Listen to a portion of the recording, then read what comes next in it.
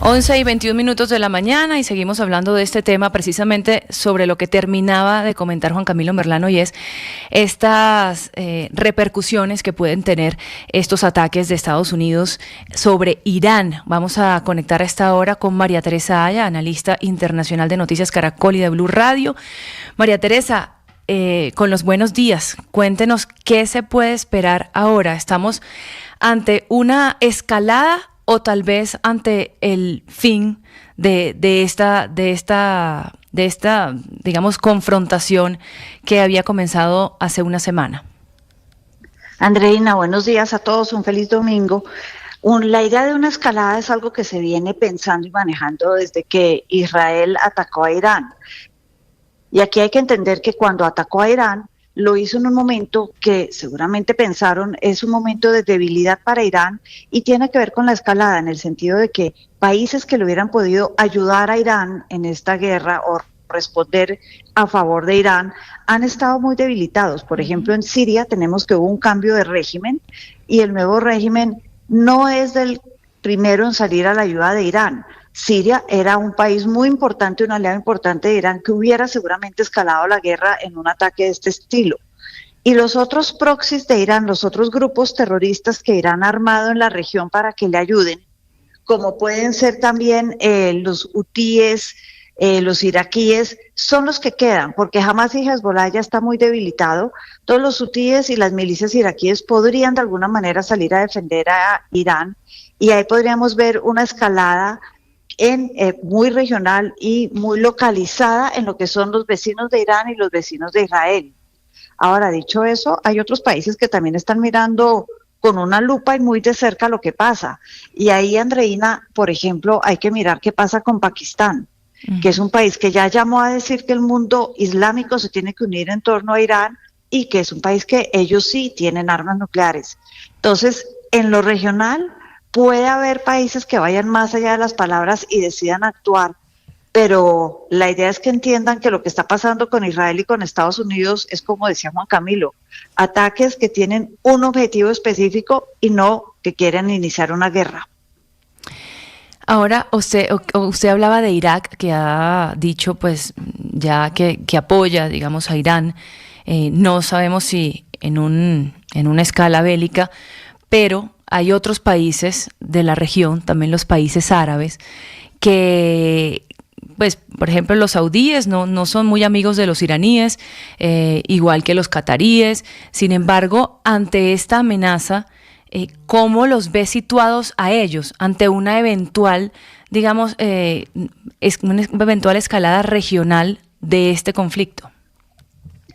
Esa es una pregunta interesantísima, Andreina, porque efectivamente Arabia Saudita se ha enfrentado con Irán en Yemen, no de manera directa, pero en Yemen, porque son dos países que aspiran a ser el poder de la región, el que manda en esa región, y dos países que tienen una visión de mundo muy distinta entre ellos.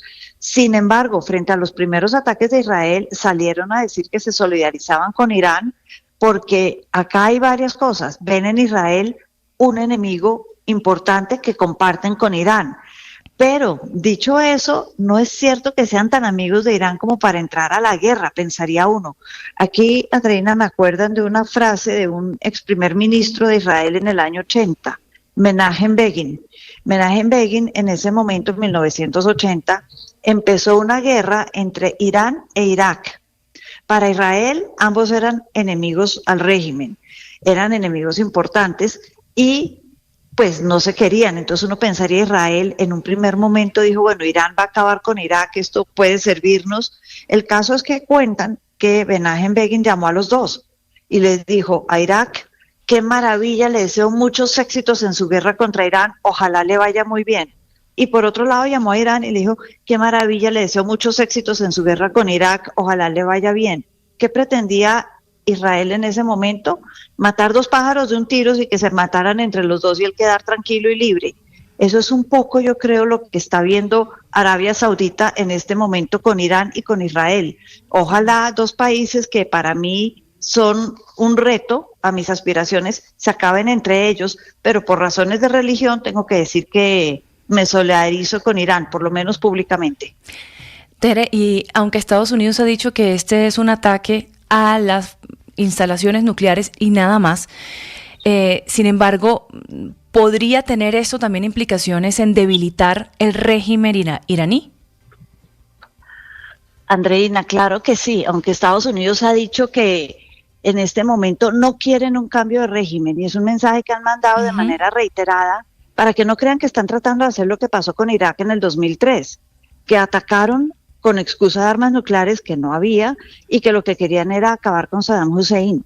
El mensaje es claro para que el régimen no se sienta aún más bajo la lupa, aún más amenazado y no vaya y reaccione frente a lo que ellos perciban como una amenaza a su supervivencia más que a las armas nucleares. El mensaje, por lo menos hasta ahora, ha sido claro, hay que ver si Irán lo entiende.